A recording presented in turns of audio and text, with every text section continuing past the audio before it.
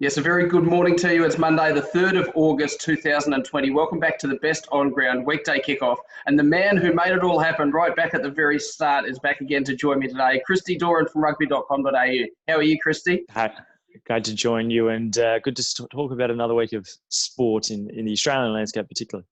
Yeah, that's right. A big weekend of sport. The purpose of the podcast isn't to tell you what the results were and what the scores were. We've seen some really one-sided matches in the AFL over the last few days. We've seen intensity really ramp up in Super Rugby. We're going to talk about that. We've seen a couple of upsets in the A-League. We know it's not a lay-down misère that Sydney FC are going to win that championship. And in the NRL, well, the teams that keep winning. But Parramatta, a bit of a scare for them yesterday against the Dogs. And really it's Penrith and the Melbourne Storm who look the ones most likely at the moment. We are going to start in rugby league as we look at 5 of the biggest stories making waves in the world of sport this morning. And it's an article from friend of the show, Adam Pengilly, in the Sydney Morning Herald, basically looking at whether State of Origin representatives will still receive their $30,000 a game payment in 2020. Of course, that's covered by the collective bargaining agreement between the NRL and the Rugby League Players Association. Pretty extenuating circumstances this year. The game has obviously copped a massive financial hit as a result of COVID, just like all professional sports have. That match payment, a bit of a conversation around whether the players might be willing to agree to a reduction in that. It's up to $3 million that cost the NRL in those match payments. There's obviously a lot of honour and allure in earning a State of Origin jersey for reasons other than financial ones. Christy, do you think players should take one for the team here and maybe play State of Origin with a significantly reduced match fee, or even donate their fee in general back to the game?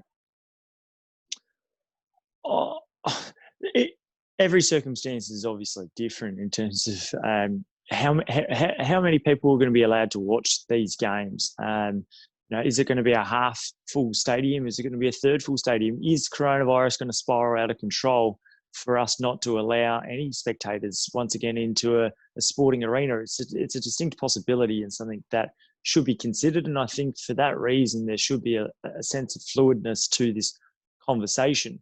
But you're right. What an opportunity for players to recognise that this has not just been a tough year for them, in terms of looking at teams like the Melbourne Storm, who have had to spend a lot of time away from their family and their friends, but for people not just in Australia but worldwide, those that have been thrown into chaos and had their worlds turned upside down, what an opportunity to tap into. You're playing for New South Wales and you're playing for all those that have suffered throughout the year, who have lost jobs financially, to really harness that, and from a Queensland perspective, obviously too. So I think that would be quite easy actually to be able to get a player up to an emotional level and go, look, forget about the money for a moment. What you're doing now is beyond money. And let's not forget that these guys have also got 80% of their general wages throughout the NRL competition. They've done a great job being able to get the NRL comp up and running and have a broadcast dollar that matches what they're doing and what they would usually get anyway. Yeah, we've seen some pretty amazing sacrifices by players in all sports. I obviously have my Players Association background, and I'm firmly an advocate for the players, and without the players we don't have a game. But I think it's a great opportunity for the players to make a concession here, and potentially there might be some stipulations around any cuts they take from a match payment perspective, where that money goes and whether it could be invested back into the grassroots of the game. But I think, certainly the days of huge match payments moving forward in future collective bargaining agreements across all codes are probably pretty unlikely. I think the one that always springs to mind for me is the £25,000 that the English rugby team get every time they run out at Twickenham. We move to our second story this morning, Christy, and it's in the AFL. Story from Courtney Walsh in The Australian, looking at the performance of ruckmen across the AFL competition this year. That was sparked by Nick Nadanui's huge impact on West Coast's thrilling win over Geelong on Saturday night. It was, of course, only the second time this season that a team's been able to overcome a three-quarter time deficit with the reduced quarters. So he looks at the form of Natanui. Also, we know Max Gawn, probably in all-Australian form again, despite the Demons being pretty insipid against Port Adelaide the other night. We know Brodie Grundy, Todd Goldstein. They've been some of the premier ruckmen in the competition this year. Riley O'Brien at the Crows and even young Tim English coming through at the Bulldogs. But these teams I mentioned, with the exception of West Coast, aren't particularly teams in that premiership conversation. Again, we look at Geelong, we look at Brisbane, we look at Port Adelaide. These types of teams who are really threatening to win the AFL premiership don't necessarily have premier ruckmen. And I want to ask you, how important is your ruckman in terms of actually winning a premiership in the AFL? Look, it's always important to have good players, but it's the players around them as well. And if you look at the ruckman, if you look at, say, the Lions in the early 2000s when they won 3 premierships in a row, it was the Fab Five that people were talking about. You know, they had a couple of, they had Alistair at the top of the Alistair Lynch scoring goals and Jonathan Brown coming through as well. But it was the Fab Five, the likes of Black and Lappin and so forth, Voss, that was so instrumental to their success. Even now, beating Essendon on the weekend, 50, 60 points, they won by. They lost their hit-outs. They don't necessarily have a great ruckman themselves. They lost their ruckman at the start of the year. I think for injury, Stephen Martin. So is it important? Yes, it's important. And it's a great opportunity to get your hands on the ball and tap it to those that are around you. But I don't necessarily think, you look at last year's grand final too, and both sides didn't particularly have outstanding ruckmen too. So it helps, but is it the be all the end all? Not necessarily. Yeah, the silver service that a Max Gorner, a Brodie Grundy, for example, provides, it's only any good if the midfield can then have some good disposals and some good percentages with their inside 50s and actually converting those to scores. The ability for champion teams as well to shark off the opposition ruckman has never been more prominent than what we've probably seen this year, with the game so tight and so intense in the contest. Our third story this morning, we return to the Sydney Morning Herald, to Georgina Robinson's story. She's got some quotes from incoming Wallabies coach Dave Rennie, currently in quarantine with his wife Steph, but he was absolutely thrilled in the genuine intensity he saw in Saturday night's match between the Brumbies and the Reds in Super Rugby AU. I think it's pretty fair to say it was comprehensively the most intense and highest standard game of any from the Super Rugby AU competition, as anticipated, because these really are the top 2 teams on paper, at least, as things currently stand. I know you covered the game for rugby.com as well, Christy. Can you tell me, are we likely to see Rennie's first Wallabies 23 pretty much compiled from the players that we saw in action for the Brumbies and the Reds in that match? I mean, we're not going to see a lot of Waratahs, Western Force and Rebels players in that first Wallabies matchday squad, are we? Oh, look, you can go on the days of Michael Checkers picking 12, 13, 14 players from the Waratahs in his squad. They're going to have 1 or 2 at the very most, you would think. And the Melbourne Rebels would only have maybe upwards of a handful. Yes, absolutely. The Brumbies and the Reds are by far the 2 best sides. The Reds have got a huge upside.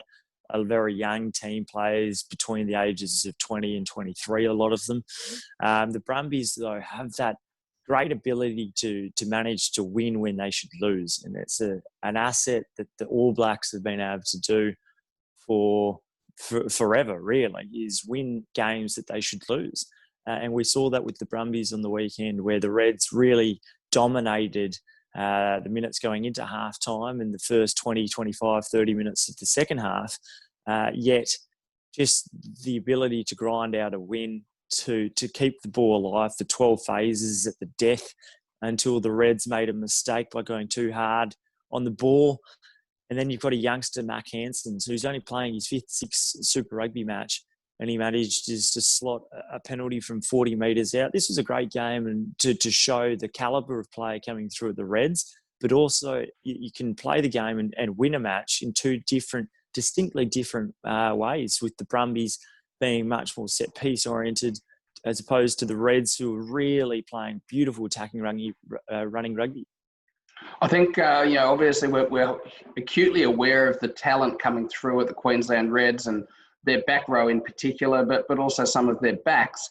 At the same time, I think credit must be paid to the Brumbies and their attack coach, Peter Hewitt, for the likes of Noah Lolosio. We know he's out injured at the moment, but Bailey Quenzel, Mac Hansen, Rajan Pasatoa, we've seen a little bit of. young scrum half Ryan Lonergan, these key playmaking young backs at the Brumbies who've been given real time to develop and kind of given tastes of Super Rugby as and when appropriate, but not rushed and been given 2-3 years to continue to develop their skills so that somebody like a Mac Hansen can come in and can kick that clutch penalty goal despite his relative inexperience, because he's been around that program for so long and he knows his role and he knows his teammates have got faith in him and his ability to do the job. I thought it was a wonderful advertisement for rugby union here in Australia. Speaking of wonderful advertisements, our next story, takes us over to the US, to Orlando and Walt Disney World, where the NBA bubble has taken off. It's a story from Mark Stein in the New York Times, and it's a wonderful, wonderful interview with Australia's Paddy Mills. He talks about the racism he encountered as a young Indigenous man growing up in Canberra, how the better he got at sports as a youngster growing up, the worse the racism got. We know he's already committed to donating his salary for the remainder of this season to some different Black Lives Matter charities, including one here in Australia. And he talks so openly and honestly about his mum being part of the stolen generation. It's a phenomenal read, and we'll share the link for that. But I want to ask you, is Paddy Mills' greatest legacy going to be on or off the court? Because, gee, he's making an impression for both. Oh, isn't he just? I wonder whether or not, given coronavirus and COVID-19 taking place at essentially the exact same time as this brilliant Black Lives Matters movement, that whether or not, unless there is distinct change going forward and we see less Black people and coloured people suffer this abuse going forward, whether or not COVID-19 will overshadow what's going on at the moment. I hope it doesn't, but it is a distinct possibility, because until a virus comes about, a vaccine comes about, this is going to continue to dominate the headlines. Returning to Paddy Mills, though, what a brilliant gesture this is, and we just spoke about beforehand whether or not the state of origin players will be willing to forego their dollars. Well, this is a bloke who's just given $1 million, the rest of his salary for the season, to this movement. So an outstanding, and this isn't just something that's appeared overnight. Paddy Mills has been at the heart of social justice campaigns for a long, long time. His brilliant advertisement to not just basketball and sport in Australia, but he's becoming very well known across in the NBA as well. So it's brilliant to see, and you hope that this not just inspires the generations to come and now, but also sporting identities such as basketballers and others across the world. Yeah, he's had a phenomenal career at the San Antonio Spurs and also in the green and gold for the Boomers, but you can't help but wonder whether the work he's doing off the court, is going to be his greatest legacy. Certainly a shining example to all, and a wonderful advertisement for Australia. Our final story today, and a young man who, in his own way, is also really representing Australia with pride at the moment, but it's not on the court, because we know that Nick Kyrgios has withdrawn from the upcoming US Open. Story from Ian Payton in the Sydney Morning Herald. We've talked about football premierships, whether they will have an asterisk due to amended fixtures and rules this year, Christy. With guys like Nick Kyrgios, Ash Barty, and I should say that Kyrgios, a little bit of a swipe at Novak and a few of the other selfish European tennis players for their actions over the last couple of months. But with a number of players likely to skip the US Open, we still think that Rafa Nadal probably won't play there either. Surely any Grand Slams that are played without their full quota of stars are going to have a major asterisk this year. Yeah, but what does an asterisk really mean? I ask you that because we've seen in the NRL with the Melbourne Storm losing their premierships. Yeah, people go, oh, okay, well, there was an asterisk against them. But reality is we still remember those. We still remember those that won at the end of the day. Even Lance Armstrong, you don't remember who came second or third in the cycling since his titles have been stripped either. So I just wonder, yes, there'll be a sense of emptiness there if the big couple of players like Roger Federer wasn't to show up either. Then it would definitely feel like this is a tournament, a slam that doesn't quite have the same watchability about it. But But I think at the end of the day, in 5, 6, 7 years' time, are we going to remember the fact that these guys weren't there? Maybe if it's the final Grand Slam that Roger Federer or Rafa Nadal didn't play at, and that was the beginning of the end for them, perhaps. But I think we'll forget about that in years to come. Very deep, Christy. What indeed is an asterisk? I love it, and it's a really salient point you make.